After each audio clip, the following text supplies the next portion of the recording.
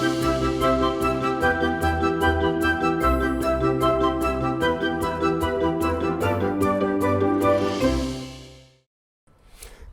आभार, अभिनंदन, स्वागत आप सभी का। हेलो मनी 9 मेरा सवाल है में मैं हूं विपुल सिंह। हफ्ते का आखिरी कारोबारी दिन और क्या दिन है। 51 कारोबारी सत्र के बाद आज बाजार ने नया उच्चतम स्तर निफ्टी ने छुआ है और शानदार मूव यहां पर देखने को मिल रहा है। और कल के कार्यक्रम में हमारे जो एक्सपर्ट थे उन्होंने उनकी तरफ से इस बात की टिप्पणी की गई थी कि यहाँ पर एक अच्छी तेज़ी देखने को मिल सकती है और उन्होंने सोमवार का दिन रखा था और कि रविवार को जो है जब तेज़ी आ जाएगी और उसके बाद यहाँ मोमेंटम बनता हुआ दिखाई देगा। लेकिन शुक्रवार को ही एग्जिट पोल के नतीजों के बाद, जीडीपी के नंबर्स के बाद दो ऐसे बड़े ट्रिगर रहे हैं कि जिसकी वजह से हम देख रहे हैं कि अच्छी खासी बढ़त देखने को मिल रही है। आज 20,194 पे खुला निफ्टी और जो आज का दिन का उच्चतम स्तर रहा वो रहा 20,285 का और अभी भी उन लेवल्स को दिन के उच्चतम स्तर के आसपास ही बाजार कामकाज करता हुआ 0.25% के आसपास की मजबूती देखने को मिल रही है। 20,278 का स्तर मौजूदा स्तर यहाँ पर बना हुआ है। इसके अलावा जो सेक्टर आज हम देख रहे हैं कि काफ़ी शानदार मूव दिखा रहे हैं, उसमें ज़्यादातर सेक्टर में हम देख रहे हैं थोड़ी सी आईटी में सुस्ती है। इसके अलावा बैंकिंग में शानदार बढ़त 0.25% से ज़्यादा की मजबूती देखने को मिल रही है। पीएसयू सरकारी कंपनियों के अंदर आज ज़बरदस्त तेज़ी देखने को मिल रही है। वो चाहे बैंक हो, वो चाहे बिजली कंपनियां हो, वो चाहे कोई भी सरकारी कंपनी हो, वहाँ पर हम देख रहे हैं कि काफ़ी अच्छा खासा सकारात्मक रुझान है। सरकार की तरफ से रक्षा सौदों को मंजूरी देने के बाद हम देख रहे हैं डिफेंस शेयरों में काफ़ी अच्छी बढ़त देखने को मिल रही है। क्या स्ट्रेटजी होनी चाहिए आपकी। इसके अलावा मजबूती देखने को मिल रही है मीडिया शेयरों में, खासतौर से नेटवर्क 18 में हम देख रहे हैं कि अच्छी खासी मजबूती यहाँ पर देखने को मिल रही है। तो इस तेज़ी के माहौल में कहाँ करें खरीदारी और क्या ये तेज़ी मुनाफा वसूलने का वक्त है या फिर और खरीदारी करने का, इन तमाम पहलुओं में बातचीत होगी। साथ ही साथ बजिंग स्टॉक्स में जानेंगे कि खबरों वाले शेयरों में किस तरीके से रणनीति बनाए। काफ़ी अच्छी अच्छी खबरें हैं, उन खबरों पर विस्तार से चर्चा करेंगे और आपकी स्ट्रेटजी क्या होनी चाहिए बताएंगे हमारे आज के एक्सपर्ट। वाह क्या आईपीओ है। एक और लिस्टिंग आज देखने को मिली और क्या लिस्टिंग देखने को मिली। इतनी वॉलेटिलिटी लिस्टिंग के दिन मुझे याद नहीं मैंने कब देखी थी। तो फ्लेयर राइटिंग में अगर आपके पास शेयर बचे हुए हैं और आपने अभी तक बेचे नहीं है, क्या स्ट्रेटजी होनी चाहिए आपकी, होल्ड करना चाहिए नहीं करना चाहिए। वाह क्या आईपीओ है में आज हमारे साथ मैनेजमेंट भी जुड़ेगी, कंपनी की विस्तार योजनाओं के भी बारे में जानेंगे और आखिर में होगा हमारा खास सेगमेंट चुन चुन के। तो बने रहिए अगले घंटे हमारे साथ। सबसे पहले रूबरू कराते हैं आज के हमारे खास मेहमान अरुण मंत्री जी को। अरुण जी बहुत बहुत स्वागत है आपका सर आज की चर्चा में शामिल होने के लिए। सबसे पहले तो मुबारक हो आपको जिस तरीके से बाजार के अंदर रैली देखने को मिल रही है। ये रैली कितनी सस्टेनेबल है सर, क्योंकि इस बार हम देख रहे हैं दोबारा एफआईआईज की तरफ से थोड़ा सकारात्मक रुझान बनता हुआ दिखाई दे रहा है। क्या इस रैली में खरीदारी करनी चाहिए, क्या इस रैली से और डरा रही है आपको, अभी आपकी क्या स्ट्रेटजी होगी। नमस्कार विपुल जी। देखिए डरने की तो वैसे कोई बात है नहीं, वह ना टेक्निकल चार्ट्स पे ऐसा कोई नजर आ रहा है। सेकेंडली कोई नेगेटिव न्यूज अभी मार्केट में भी नहीं है जहाँ पे कि आपको ज्यादा कोई डरने वाली बात मार्केट में नजर आ रही है।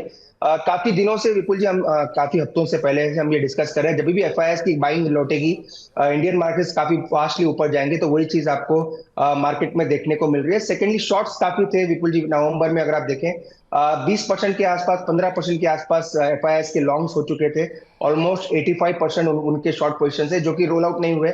अभी 38% के आसपास उनके लॉन्ग है और ऑलमोस्ट 62% के उनके शॉर्ट्स है। तो अभी भी थोड़ा रूम है मार्केट में ऊपर जाने के लिए। 22,400 22,450 तक भी अभी भी मार्केट में ऊपर के लेवल्स देखने को मिल सकते हैं। एक ही चीज का ध्यान रखना है कि संडे जो स्टेट इलेक्शंस के रिजल्ट्स आएंगे वो थोड़ा बहुत इंपैक्ट मार्केट पे डालेंगे। कोई बड़ा इंपैक्ट का मैं एक्सपेक्टेशन नहीं है, पर थोड़ा बहुत इंपैक्ट जरूर डालेंगे। पर जैसे ही वो इवेंट खत्म हो जाएगा मार्केट में आपको ऊपर के लेवल्स देखने को मिलेंगे। सेकेंडली एक कोरिलेशन जो हम विपुल जी देखते हैं निफ्टी और बैंक निफ्टी में।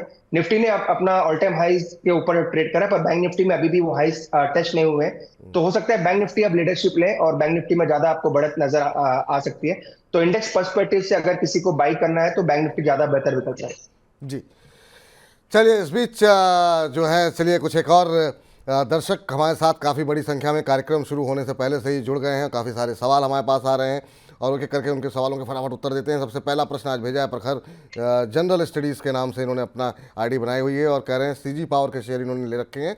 70 शेयर इनके पास हैं, 490 रुपये के भाव पे इन्होंने खरीदे हुए हैं और इनका नज़रिया 1 महीने का है। 490 पे लिए हैं, अभी नुकसान में है। करीब 35 रुपये पर शेयर का इनको नुकसान हो रहा है।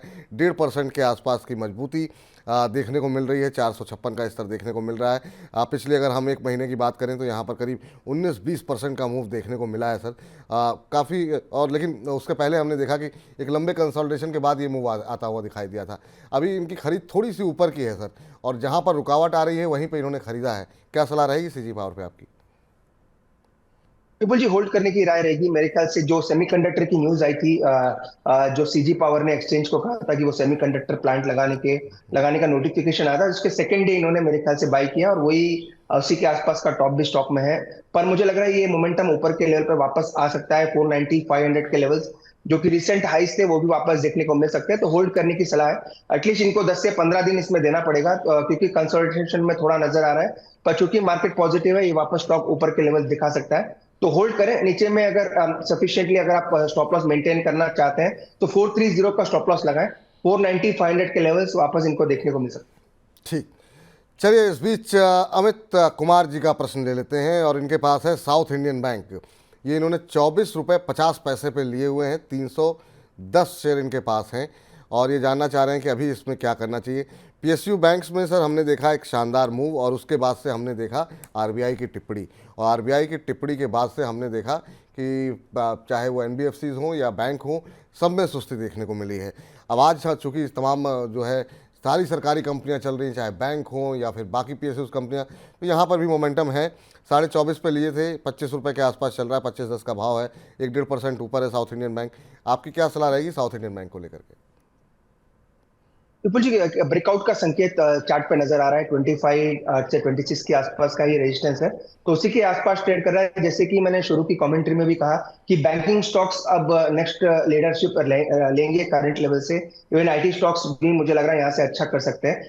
तो बैंक्स में मुझे लग रहा है ये स्टॉक भी 28-29 तक के लेवल्स दिखा सकता है, तो होल्ड करने की राय है। डेफिनेटली होल्ड करें, 3 से 4 रुपए का मूवमेंट आ सकता है। 24 का स्टॉप लॉस लगा के रखें नीचे में। जब तक ये स्टॉक 24 के नीचे नहीं जाता, मुझे लग रहा है 29 तक के लेवल स्टॉक में आ सकता है। हम्म। चलिए, इस बीच इब्राहिम खान साहब का सवाल ले लेते हैं। इब्राहिम खान साहब कह रहे हैं कि हाय विपुल जी एंड अरुण जी, अमर राजा के शेयर इन्होंने लिए हुए हैं, 500 शेयर इन्होंने लिए हुए हैं, 700 के भाव पे लिए हुए हैं। क्या टारगेट बन सकता है अगले 2 से 3 महीनों पे? नज़रिया इनका बहुत लंबा नहीं है। आज जरूर ये अमर राजा में हम देख रहे थे कि एक मोमेंटम बनता हुआ दिखाई दे रहा है, लेकिन हमने खबर ढूंढने की कोशिश की तो खबर यहाँ पर दिखाई नहीं दी, कोई ऐसी कोई बड़ी खबर। लेकिन शेयर मोमेंटम में है, 5% के आसपास की मजबूती देखने को मिल रही है और अभी 745 का स्तर है और इनकी खरीद इब्राहिम साहब की है 700 की, तो 45 रुपये पर शेयर इनको प्रॉफिट हो रहा है। और नज़रिया सर ज़्यादा लंबा नहीं है, 2-3 महीने का ही है। 45 रुपये मिल रहे हैं, कहाँ पे इनको एग्जिट करना चाहिए? यहाँ पर अगर हम देखें तो एक महीने के अंदर ही 20% से ज़्यादा का मूव अमर राजा के अंदर देखने को मिला है। अभी क्या करना चाहिए सर? मुझे स्टॉक में मोमेंटम तो काफी अच्छा है। जो मोमेंट एक साइड में देखने को मिला है, वैसे ही सिमिलर मोमेंट अब अमराजा में भी देखने को मिल रहा है। पर ये स्टॉक मुझे लग रहा है और 20 रुपए 25 रुपए तक ऊपर के लेवल्स दिखा सकता है, क्योंकि नियर टर्म कोई बड़ा रेजिस्टेंस नहीं है। 20-22 रुपए का और अपसाइड आ सकता है, तो 765 770 के आसपास मिलता है ये स्टॉक। चूंकि निफ्टी ने ब्रेकआउट दिया है और निफ्टी ऑटो ने भी ब्रेकआउट दिया है, तो 20-22 रुपए का और मोमेंट मुझे लगा स्टॉक में आना चाहिए। 765 770 आता तो वहां पे प्रॉफिट बुक करके निकल जाए। जी। चलिए, अगले जो है दर्शक से बातचीत करते हैं, उनका प्रश्न लेते हैं। और अगले दर्शक जिन्होंने हमें प्रश्न भेजा हुआ है वो आयुष जैन साहब ने भेजा हुआ है। करें नमस्कार विपुल जी, अरुण जी। रिलायंस की 2500 की कॉल इन्होंने ली हुई है सर, 14 रुपये पे खरीदी हुई है और ये कह रहे हैं कि दिसंबर के लिए इनके लिए क्या लक्ष्य हो सकता है? कॉल ली हुई है। ये ज़्यादातर इनके सवाल जो है वो ऑप्शन ट्रेड को लेकर के ही रहते हैं, तो ऑप्शन ट्रेड में ज़्यादा भरोसा करते हैं ये, बजाय कि कैश में जो है पोजीशन लेने के। अभी 2500 की कॉल ली हुई है 14 रुपये पे, आपकी सलाह क्या रहेगी सर? विपुल जी, ये ऐसे तो स्टॉक काफी अच्छा लग रहा है ओवरऑल। अभी भी मोमेंटम काफी पॉजिटिव है। एक ही चीज का ध्यान रखें, क्योंकि ऑप्शंस में पोजीशंस है, तो टाइम डिके आपको नेक्स्ट वीक से थोड़ा ज्यादा होता हुआ नजर आएगा। तो नेक्स्ट 2 या 3 दिन में विपुल जी अगर 2400 के ऊपर नहीं जाता, 2410 के ऊपर, तो इनको पोजीशन से निकल जाने की राय रहेगी। क्योंकि हो सकता है वहां, अगर वहां पे ये स्टॉक रेंज खाता है, तो हो सकता है थोड़ा कंसोलिडेशन देखने को मिले। इसलिए नेक्स्ट 2 या 3 दिन काफी क्रूशियल रहेंगे। 2410 के ऊपर ये स्टॉक नहीं निकलता है तो अपनी पोजीशन से एग्जिट कर दें। अगर स्टॉक 2410 के ऊपर निकल जाता है, जो कि 22-23 रुपए ही दूर है करंट मार्केट प्राइस से, तो बड़ा ब्रेकआउट स्टॉक में मिल सकता है और इनके ऑप्शंस की पोजीशन में अच्छा पैसा बन सकता है। तो एक ही चीज का ध्यान रखें, 2410 के ऊपर ब्रेकआउट हो नेक्स्ट 2 दिन में तो होल्ड करें, वरना इस ऑप्शन की पोजीशन से निकल जाए। ठीक है। चलिए, इस बीच मोहित जी से बातचीत कर लेते हैं। मोहित जी जो है नियमित रूप से हमारे साथ जुड़ते रहते हैं। मोहित जी नमस्कार। हाँ जी, नमस्कार जी, क्या हाल है? सब बढ़िया सर। मोहित जी बताइए क्या प्रश्न है आपका? मेरे पास इंडियन ऑयल कॉर्पोरेशन के 1500 स्टॉक्स हैं 77 पे ना। 77 पे? तो हाँ जी, हाँ जी। तो अच्छा, कब लिए 2 थे साल आपने के ये? लिए होल्ड कर। ये अराउंड इतना ही टाइम, 2 साल हो गए। 2 साल हो गए। चलिए ठीक है, और अभी भी ये 2 साल और होल्ड करना चाह रहे हैं आप, हैं? हाँ जी। चलिए ठीक है, पूछते हैं यहाँ पर क्या सलाह रहेगी। हालांकि तेल मार्केटिंग कंपनीज में अच्छा मोमेंटम देखने को मिला है, जो कच्चे तेल की कीमतों में थोड़ी सी नरमी आई है। लेकिन सर 2 साल में अगर आपने किसी डिफेंस शेयर में, किसी रेलवे शेयर में या कहीं भी और लगाए होते, तो जिस तरीके का मोमेंटम बाज़ार में है, तो आपको कई गुना ज़्यादा रिटर्न मिलता। तेल कंपनियों के साथ बहुत सारे परमुटेशन कम्बिनेशन लगे रहते हैं। तो पूछते हैं अरुण जी से। अरुण जी, 2 साल होल्ड कर सकते हैं ये, लेकिन कच्चे तेल जिस तरीके से हम देख रहे हैं, कभी कोई युद्ध हो जा रहा है, कभी इसराइल फिलिस्तीन का युद्ध, हमास का युद्ध देखने को मिला, फिर रूस यूक्रेन का, उसके बाद से इलेक्शन रहते हैं, तो बहुत सारी चीज़ें फैक्टर इन करती हैं सर ओएमसीज के अंदर। क्या इनको 2 साल और रुके रहना चाहिए? आपकी राय क्या होगी? Vipul ji, one of my favourite stock है आईओसी की। जहां तक बात करें, इन्होंने 77 के आसपास लिया है, पर जिस हिसाब से जो हम ट्रैक करते हैं स्टॉक को, मेरे ख्याल से 15 से 20 रुपए का डिविडेंड इनको ऑलरेडी आ गया होगा। चूंकि ये डिविडेंड पेइंग कंपनी है और काफी बड़ा डिविडेंड हर साल देती है, और लास्ट महीने भी इन्होंने 5 रुपए का डिविडेंड दिया था। तो इनकी कॉस्ट प्राइस काफी नीचे है और अभी भी ये स्टॉक काफी बेहतरीन कर रहा है, तो डेफिनेटली होल्ड करें। सेकंड, जैसे क्योंकि अब इलेक्शन खत्म हो चुके हैं, स्टेट इलेक्शन, तो हो सकता है आपको या तो प्राइस में थोड़ी बढ़ोतरी देखने को मिले डीजल और पेट्रोल के। वैसे तो जरूरत नहीं है, क्योंकि ऑलरेडी क्रूड $20 नीचे आ चुका है 100 रुपए से। तो फिर भी अगर होती है तो इन सब कंपनीज के लिए पॉजिटिव रहेगा। ओवरऑल मुझे लग रहा है ये स्टॉक भी पॉजिटिव रहना चाहिए। जहां तक टारगेट की बात है, 115 तक मुझे लग रहा है ये स्टॉक ऊपर में जा सकता है, तो होल्ड करें। स्टॉक में कोई प्रॉब्लम नहीं है। 115 120 तक के मुझे लग रहा है इमीडिएट टारगेट स्टॉक में देखने को मिल सकता है। ठीक, 115 120 तक के टारगेट आपको इमीडिएटली जो है वो देखने को मिल सकते हैं। इस बीच अगले दर्शक जो हैं हमारे, उन्होंने प्रश्न पूछा है हमसे रेमंड के ऊपर। संदीप उपाध्याय जी हैं, कह रहे हैं नमस्ते सर। नमस्कार संदीप जी। कह रहे हैं कृपया बताएं कि अभी रेमंड में एंट्री ले सकते हैं क्या, नहीं तो सही लेवल क्या हो सकता है? रेमंड के अंदर सर अभी तो काफ़ी विवाद देखने को मिल रहा है। पूछते हैं सर, लगातार जो है शेयर के अंदर अच्छी खासी जो है हम देख रहे हैं कि दबाव देखने को मिल रहा है, और जिस तरीके से पारिवारिक विवाद इनका चल रहा है, उसमें क्या स्ट्रेटजी आपकी तरफ से सजेस्ट होगी सर? क्या इस तरह के जब विवाद हों तो किसी भी शेयर में एंट्री लेनी चाहिए सर? देखिए, वैसे कंपनी में कोई प्रॉब्लम नहीं है। कंपनी की वर्किंग में ऐसा कोई प्रॉब्लम अभी भी नजर नहीं है, पर पारिवारिक विवाद है, थोड़ा बहुत इम्पैक्ट जरूर पड़ता है ओवरऑल स्टॉक पे, और थोड़ा बहुत सेंटिमेंट्स खराब होते हैं। तो फ्रेश खरीदारी अगर ये करना चाहें तो स्टॉप लॉस के साथ ट्रेडिंग के लिए कर सकते हैं, पर इन्वेस्टमेंट के लिए फिलहाल राय नहीं है, क्योंकि जब तक ये विवाद थोड़ा बहुत सुलझता नहीं है, तो हो सकता है मोमेंटम आपको साइडवेज या फिर थोड़ा नेगेटिव होता हुआ नजर आए। पर अगर आप रिसेंट प्राइस एक्शन देखते हैं, 4 दिन के या 5 दिन के रिसेंट बड़े डाउनफॉल के बाद आज थोड़ा मोमेंटम पॉजिटिव नजर आ रहा है। इवन वॉल्यूम भी लास्ट 5 डेज के हाईज आज निकालता हुआ दिख रहा है। तो अगर ये ट्रेडिंग पर्सपेक्टिव से लेना चाहते हैं तो 1510 के स्टॉप लॉस के साथ ले सकते हैं। क्लियरली इन्वेस्टमेंट की राय नहीं है, क्योंकि इन्वेस्टमेंट में अभी भी थोड़ी क्लैरिटी आना बाकी है, पर ट्रेडिंग के लिए थोड़ा बाउंस स्टॉक में आ सकता है। 1590 तक ऊपर के लेवल्स देखने को मिल सकते हैं। इसलिए अगर ये प्रोफेशनल ट्रेडर है, स्क्रीन के सामने रहते हैं या फिर स्टॉप लॉस टारगेट लगाना जानते हैं, तो 1510 के स्टॉप लॉस बाय करके चल सकते हैं। 1510 का एक स्टॉप लॉस लगाइए और उसके बाद आप यहाँ पर बने रह सकते हैं। ये फिलहाल आपके लिए सलाह है। अब थंडर बीस्ट के नाम से इन्होंने अपनी आईडी बनाई हुई है, और इनका सवाल है IRFC को लेकर के। 77 रुपये के औसत भाव पर इनके पास 100 शेयर हैं। टारगेट क्या रखें और कितना होल्ड करना होगा? तो चलिए, ये इन्होंने ये आपके ऊपर रख दिया है सर कि ये क्या इनके टारगेट होने चाहिए, कितने समय तक इसे शेयर को बने रहना चाहिए। अभी इन्होंने 100 शेयर इनके पास हैं, थोड़े से ऊपर के भाव पे इन्होंने लिए हुए हैं। 77 रुपये के भाव पर हैं, अभी 75 के भाव देखने को मिल रहा है। रेलवे शेयरों में हमने देखा कि एक मोमेंटम देखने को मिला था बीच में, काफ़ी शानदार। पिछले 6 महीने में ये भी जो है काफ़ी शानदार मूव दिखाया इसने, लेकिन इन्होंने थोड़े से अपर प्राइस बैंड पे लिया है, हाई जब ऊंची तेज़ी पे लिया हुआ है। आपकी क्या सलाह रहेगी सर IRFC को लेकर के? अभी 75-76 के आसपास चल रहा है। विपुल जी, काफी अच्छे लेवल्स हैं। यहाँ से मोमेंटम मुझे लग रहा है एक बड़ा मोमेंटम स्टॉक में आ सकता है। IRFC इवन सभी रेलवे स्टॉक्स में मुझे लग रहा है मोमेंटम बन सकता है, क्योंकि अपने सपोर्ट से एग्जैक्टली ऊपर अप ट्रेड कर रहे हैं, और वहां से हो सकता है ऐसे मोमेंटम ऊपर की तरफ नजर आए। जहां तक IRFC की बात है, 72 का इमीडिएट सपोर्ट है। जब तक ये स्टॉक 72 के नीचे नहीं जाता, मुझे लग रहा है 84 85 तक के लेवल स्टॉक में देखने को मिल सकते हैं। अगर ये होल्ड कर सकते हैं, एक हफ्ता 10 दिन अगर ये स्टॉक को दे सकते हैं, तो 72 के स्टॉप के साथ होल्ड करें। 84 से 85 तक के लेवल्स मुझे लग रहा है IRFC में देखने को मिल सकते हैं। 84-85 तक के लक्ष्य जो है यहाँ पर देखने को मिल सकते हैं। ये सलाह आपके लिए निकल करके आती हुई सर। और इस बीच जो है अगले दर्शक का प्रश्न ले लेते हैं और वो है प्राज इंडस्ट्रीज़ को लेकर के, और ये भेजा है हमें गौरव सचान जी ने। गौरव सचान जी कह रहे हैं प्राज इंडस्ट्रीज़ का स्टॉक क्या लिए जा सकते हैं, 1 साल तक के लिए ये होल्ड कर सकते हैं। करंट भाव पे देखें तो सर अभी जो है 1 महीने के अंदर हमने देखा कि एक 17-18% की रैली यहाँ पर ऑलरेडी आ चुकी है, 6 महीने में 63% चला है।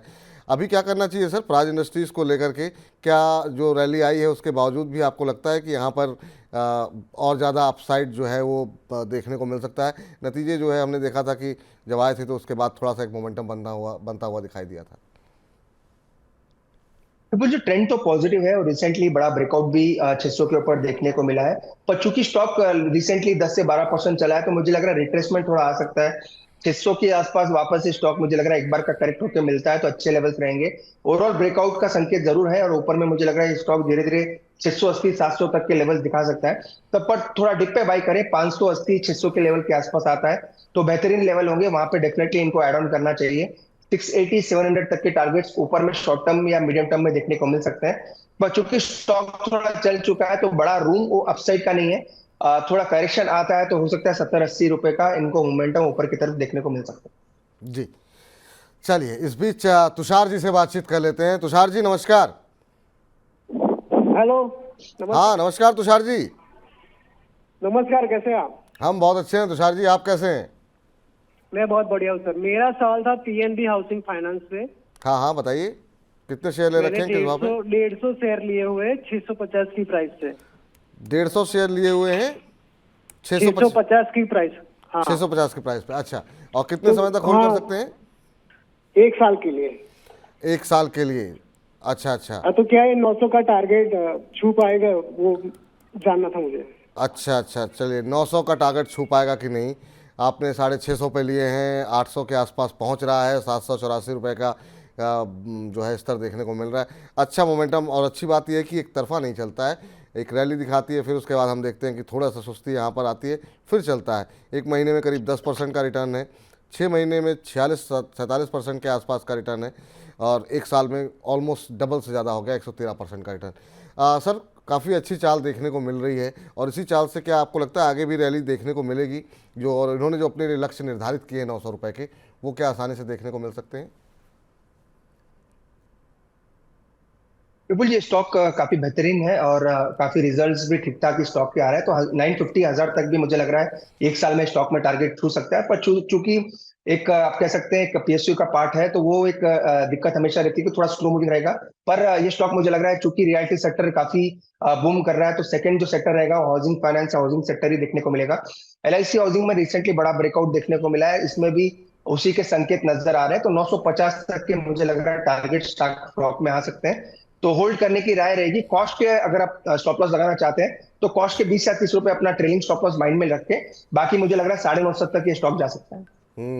बाकी जो है 950 रुपये तक के लक्ष्य देखने को मिल रहा है। आपने तो 900 के ही अपने लिए लक्ष्य निर्धारित किए हैं। चलिए आगे बढ़ते हैं और अगले दर्शक का प्रश्न लेते हैं।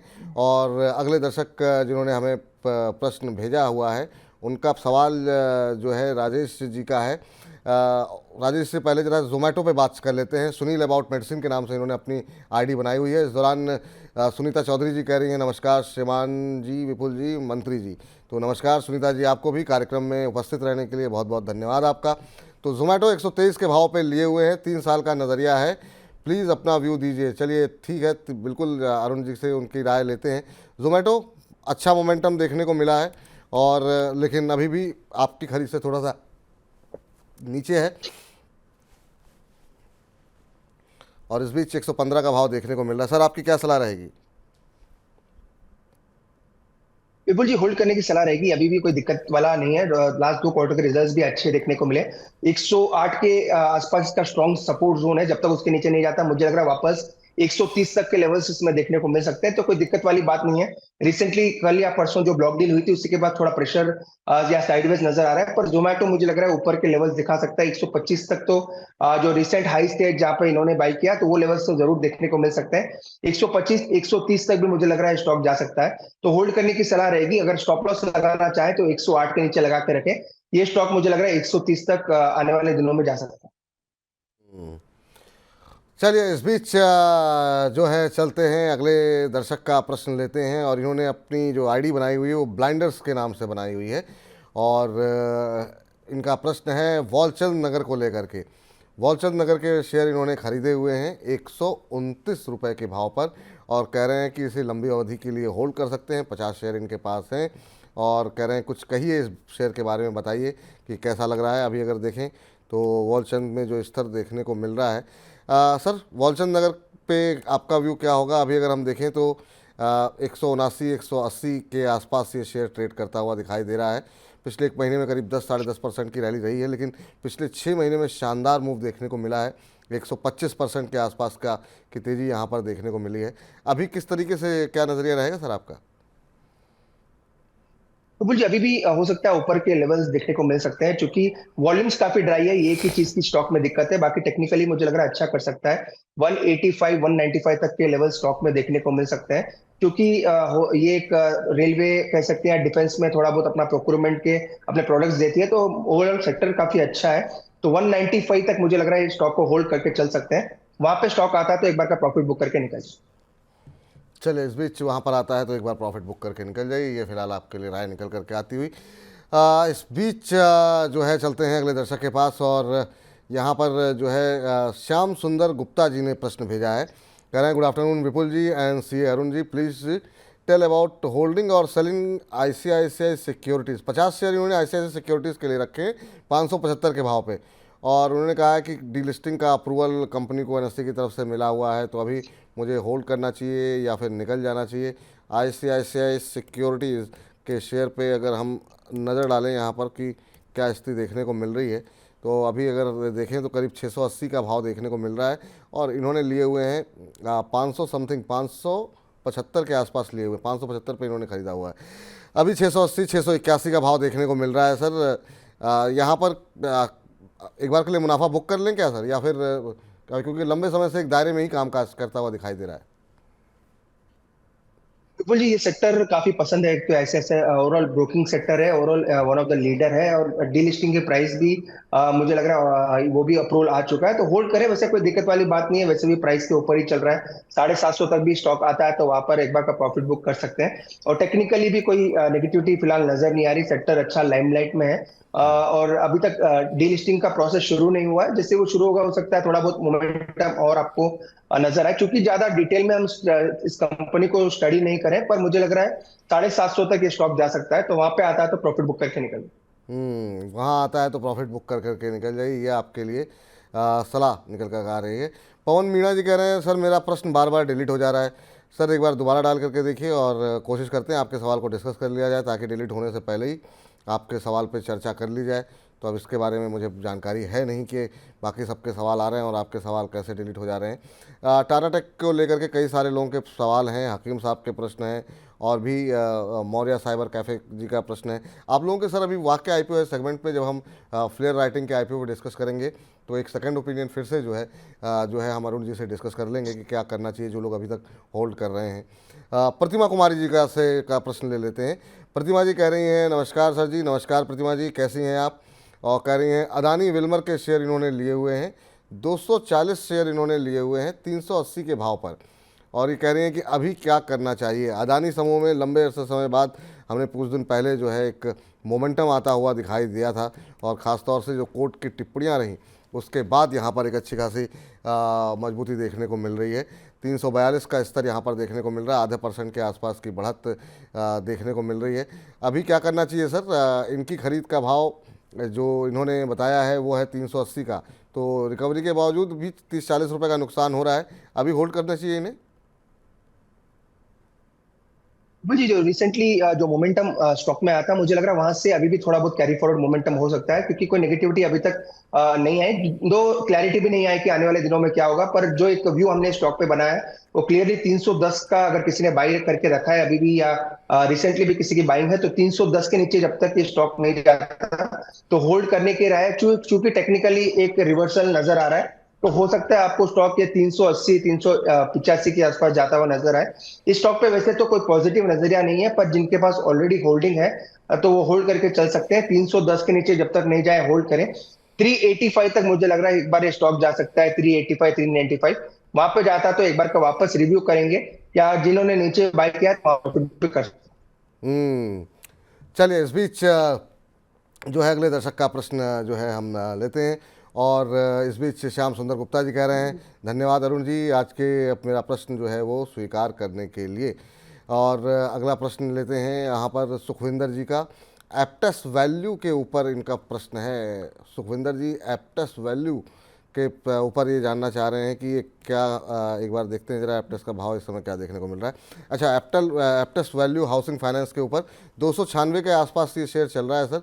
और इनका प्रश्न ये है कि इन्होंने खरीदे हुए हैं 295 रुपये के भाव पर, लंबी अवधि का इनका नज़रिया है। कितने शेयर हैं ये तो इन्होंने मेंशन नहीं किया है, लेकिन नज़रिया 295 पे लिए हैं, 296 का भाव यहाँ पर देखने को मिल रहा है। लॉन्ग टर्म व्यू है इनका यहाँ पर। हालांकि अगर देखें तो जिस तरह की रैली जो है देखने को मिली है बाकी बाज़ार के अंदर, पूरी तरीके से पिछले एक साल में अंडर परफॉर्म किया है शेयर ने। क्या बने रहना चाहिए ऐसे शेयर में? विपुल जी, हाउसिंग फाइनेंस कंपनीज ऑलरेडी मैंने कहा ये स्टॉक्स काफी अच्छा कर सकते हैं, और एप्टस इन्होंने अच्छे लेवल्स के आसपास ही खरीदा है, ऑलमोस्ट अपने बॉटम के आसपास है। 280 का इमीडिएट 3 या 4 वीक का लो है, अगर 280 के नीचे जाएगा तो ही स्टॉक में वीकनेस देखने को मिलेगी। ऑलमोस्ट 4% का स्टॉप लॉस इनका बैठ रहा है, तो 280 के स्टॉप लॉस साथ होल्ड करें। ये स्टॉक मुझे लग रहा है काफी अच्छे लेवल्स ऊपर में दिखा सकता है, 325 330 तक के भी ऊपर के स्तर देखने को मिल सकते हैं, तो स्टॉक को होल्ड करें। 280 के नीचे स्टॉप लॉस लगाएं और 325 का ऊपर में टारगेट। ठीक। सर एक चीज़ आपसे जानना चाहेंगे कि अभी जो स्थिति देखने को मिल रही है उसमें आपकी क्या सलाह रहेगी? रक्षा शेयरों में जिस तरीके की तेज़ी आती हुई दिखाई दे रही है, आज हमने देखा अच्छा मोमेंटम बनता हुआ दिखाई दे रहा है। डिफेंस शेयरों में आपके पसंदीदा शेयर कौन से होंगे सर? और यहाँ पे क्या अभी भी अपॉर्चुनिटीज़ हैं, क्योंकि काफ़ी सारे शेयर काफ़ी चल चुके हैं, और ख़ासतौर से कल जो गवर्नमेंट की तरफ से जो खरीद मंजूरी दी गई है उसके बाद? मुझे 2 शेयर हमने क्योंकि ये क्वेश्चन कल भी आया था और आज भी आया था, 2 शेयर हमने अभी भी बाइंग के रडार पर रखे हैं। एक तो बीईएल है और दूसरा मैंने कोचिन शिपयार्ड को अभी भी अपने लिस्ट पे रखा है कि ये 2 स्टॉक्स अभी भी अच्छा कर सकते हैं। एचएल में तो पहले भी काफी बार विपुल जी अपने इसी शो पे रिकमेंडेशन दी थी और काफी ऊपर भी स्टॉक आ चुका है, तो यहाँ से रिस्क रिवॉर्ड डेफिनेटली फेवरेबल नहीं है। करेक्शन आता है तो अगेन रिव्यू करेंगे, पर करंट लेवल से अभी भी बीईएल और कोचिन शिपयार्ड बाई करके चल सकते हैं। यहाँ से भी मुझे लग रहा है 8 से 10% की मोमेंटम दोनों स्टॉक में देखने को मिल सकती है, तो ओवरऑल डिफेंस पॉजिटिव है। कोई भी करेक्शन आता है तो आप एड ऑन करके चल सकते हैं। जी, इस बीच जो है अगले दर्शक जो का प्रश्न लेते हैं और यहाँ पर क्या टिप्पणी आ रही है उस पर नज़र डालते हैं। और यहाँ पर जो है एनबीसीसी पर अंसारी जी जानना चाह रहे हैं कि एनबीसीसी पर इस समय क्या व्यू होना चाहिए। तो एनबीसीसी पे अगर हम नज़र डालें तो अभी जो है करीब 0.25% के आसपास की गिरावट है, 75 रुपये का भाव देखने को मिल रहा है। और सर क्या नज़रिया अपनाना चाहिए? एनबीसीसी में भी बीच में काफ़ी सारी खबरें बहुत आई थी और उन खबरों के चलते एक मोमेंटम देखने को मिला था। अभी पिछले एक महीने में करीब 14-15% की रैली यहाँ पर देखने को मिली है। क्या सलाह रहेगी सर? पिछले 6 महीने में करीब 75% का रिटर्न। विपुल जी, कंस्ट्रक्शन और कंस्ट्रक्शन एलाइड जो सेक्टर्स है ये आने वाले दिनों में भी अच्छा करेंगे, क्योंकि काफी गवर्नमेंट का फोकस है और नई गवर्नमेंट का फॉर्मेशन भी अब नेक्स्ट ईयर जब होना है, तो उससे पहले भी मुझे लग रहा है अच्छा कैपेक्स और आपको देखने को मिलेगा। तो जो भी कंस्ट्रक्शन रिलेटेड कंपनीज है, गवर्नमेंट और प्राइवेट दोनों ही काफी अच्छा करेंगे। जहां तक एनबीसीसी की बात है, नीचे में इमीडिएट जो ब्रेकआउट लेवल था वो 70 के आसपास था, उसी के आसपास का ब्रेकआउट परसों के सेशन में देखने को मिला, और ऊपर में मुझे लग रहा है लेवल्स अभी भी खुले हैं, तो 70 का स्टॉप लॉस लगाएं अगर आपने ऑलरेडी बाय करके रखा है। फ्रेश खरीदारी करना है तो नीचे बाय करें, 73 72 आता है तो वहां पे बाय करके चलें। मुझे लगा ये स्टॉक धीरे धीरे जैसे ही और 1 से 2 महीने निकलेंगे 85 90 तक के लेवल दिखा सकता है, तो 70 के नीचे अपना स्टॉप लॉस ला के होल्ड करें। 85 तक मुझे लग रहा है स्टॉक जा सकता है। 85 तक ये शेयर जा सकता है, तो ये आपके लिए रणनीति रहेगी जिस पर कि आप अपनी रणनीति बना सकते हैं। इस बात के अलावा जो है यहाँ पर सर आपसे एक और सेक्टर पे बातचीत करना चाहेंगे, और वो है पीएसयू सेक्टर। आज पीएसयू बैंक हो, बाकी पीएसयू कंपनियां हो, सब में अच्छा मोमेंटम है। पीएसयू बैंक में चुनना हो तो अभी हमने थोड़ा बहुत चर्चा की थी, तो आपके पसंदीदा शेयर कौन है? और अगर सरकारी कंपनियों में जो तेज़ी देखने को मिल रही है उसमें क्या स्ट्रेटजी आप प्लान कर रहे हैं? विपुल जी, काफी पहले भी हमने 3 स्टॉक डिस्कस किए, अगेन वो रिपीट करता हूँ, Canara bank, bank of Maharashtra और एसबीआई। ये तीनों स्टॉक मुझे अच्छे लग रहे हैं, क्योंकि हमने एक पैरामीटर निकाला कि सभी टिकट साइज के अगर कोई स्टॉक लेना चाहते हैं तो वो भी ले सकते हैं। फंडामेंटली और टेक्निकली दोनों साउंड होने चाहिए, रिजल्ट्स भी अच्छे होने चाहिए। तो Canara bank, bank of Maharashtra और एसबीआई तीनों ही हमने सजेस्ट कर रखे हैं, वहां से अच्छी तेजी भी देखने को मिली है। तो ये स्टॉक्स अभी भी मुझे लग रहा है अच्छा कर सकते हैं। जहां तक पीएसयूज की बात है, ऑयल मार्केटिंग कंपनीज आने वाले दिनों में अच्छा करेंगे। और सेकेंडली जो पावर जनरेशन कंपनीज या पावर रिलेटेड स्टॉक्स है, एनटीपीसी हो गया या फिर पावर ग्रिड हो गया, ये स्टॉक्स भी काफी अच्छा कर सकते हैं। एक स्टॉक जो रिसेंटली लाइमलाइट में आया है वो गैस अथॉरिटी गेल। गेल में भी बड़ा ब्रेकआउट देखने को मिला है, तो वो स्टॉक भी काफी अच्छा कर सकता है। तो पूरा बास्केट है जहां पे आपको आउट परफॉर्मेंस देखने को मिलेगी। अगेन मैं रिपीट कर देता हूं, Canara bank, bank of Maharashtra और एसबीआई बैंक्स में अच्छे लग रहे हैं। जहां तक पीएससी में बात है, गेल, एनटीपीसी, पावर ग्रिड, ये तीनों स्टॉक अभी भी करंट लेवल से भी काफी अच्छा कर सकते हैं।